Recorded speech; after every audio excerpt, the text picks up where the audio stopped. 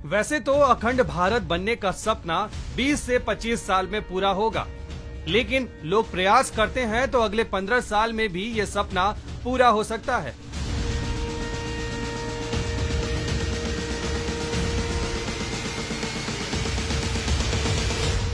ये जो बयान आपने अभी सुना, ये आरएसएस प्रमुख मोहन भागवत ने दिया है। लेकिन असल अखंड भारत है क्या, और क्या ये वही अखंड भारत है जिसे बनाने की मोहन भागवत बात कर रहे हैं? मंडे मेगा स्टोरी में जानिए अखंड भारत के बारे में सब कुछ। अखंड भारत सुनकर लोगों के मन में एक नहीं बल्कि 4 कॉन्सेप्ट उतरते हैं। भारत के साथ पाकिस्तान और चीन अधिकृत कश्मीर, 1947 के बंटवारे के पहले का भारत यानी कि भारत, पाकिस्तान और बांग्लादेश, भारत के साथ अफगानिस्तान, पाकिस्तान, नेपाल, भूटान, म्यांमार, बांग्लादेश और श्रीलंका। इस तीसरे वाले में अगर थाईलैंड, कंबोडिया, मलेशिया, इंडोनेशिया और ईरान भी जोड़ दें तो चौथा कॉन्सेप्ट बन जाता है।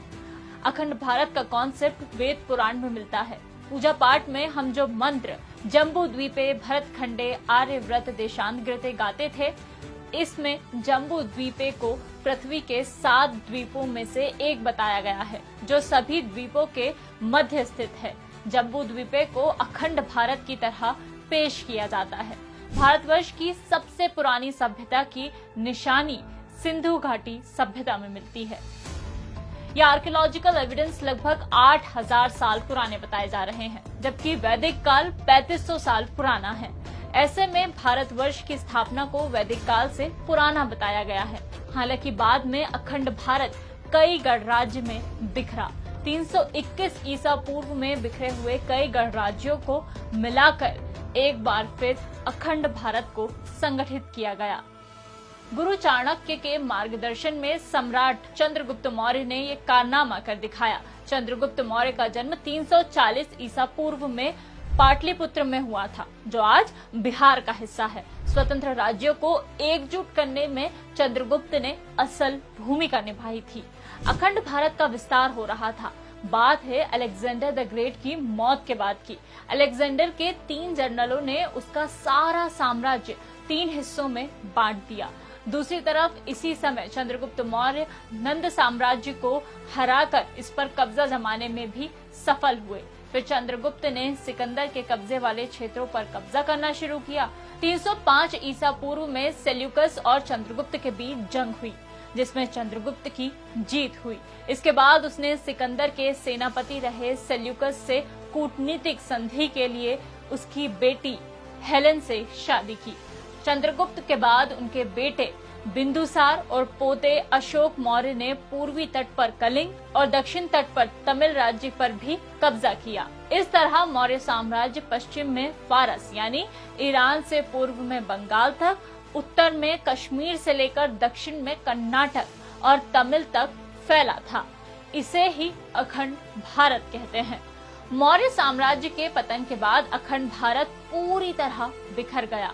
फिर शांग, किन, शक, सातवाहन, कुषाण और दक्षिण भारत में चौल, चीर और पांड्य जैसे कई साम्राज्य बने। कभी अखंड भारत में चोल और पांड्य साम्राज्य का हिस्सा रहा श्रीलंका भी 1310 ईस्वी के बाद आजाद हो गया। बाद में ब्रिटेन ने श्रीलंका पर कब्जा किया था, लेकिन उसे अलग देश मानते रहा। 870 ईस्वी में अफगानिस्तान पर अरब सेनापति याकूब एलिस, फिर मुगल बादशाह और अंत में ब्रिटेन का कब्जा था। 26 मई 1876 को रूस और ब्रिटेन के बीच गंडामक संधि हुई, जिससे अफगानिस्तान बफर स्टेट बना, जो 18 अगस्त 1919 को ब्रिटेन से आजाद हुआ। ब्रिटेन ने 1907 में भूटान को अखंड भारत से अलग कर वहां उग्येन वांगचुक के नेतृत्व में राजशाही की स्थापना की। फिर 1937 में बर्मा भी भारत से आजाद हुआ। वहीं अब अखंड भारत का modern concept Jansangh, RSS, BJP के अखंड भारत की बात करता है। आरएसएस के अखंड भारत के विचार के जनक सावरकर माने जाते हैं। 11 साल अंडमान निकोबार जेल में बिताने के बाद वीर सावरकर बाहर आए। इसके बाद उन्होंने अपनी किताब माई ट्रांसपोर्टेशन फॉर लाइफ में अखंड भारत का जिक्र किया। सावरकर के इसी अखंड भारत के सपने को बीजेपी और आरएसएस पूरा करना चाहती है, जिसमें पाक और चीन अधिकृत कश्मीर के अलावा पाकिस्तान का सिंध भी शामिल है।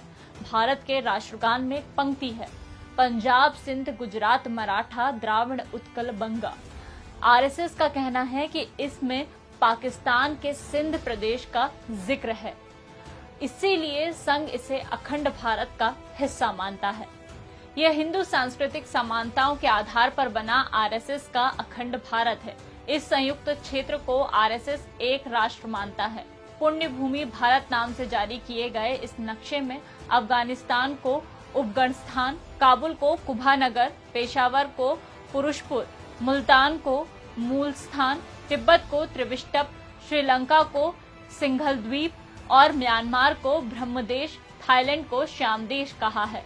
तो क्या अखंड भारत बनना संभव है? मौर्य काल वाले अखंड भारत के सभी देश आज आजाद हैं। इन देशों को जंग के जरिए मिलाने के बारे में भी सोचना खतरनाक है।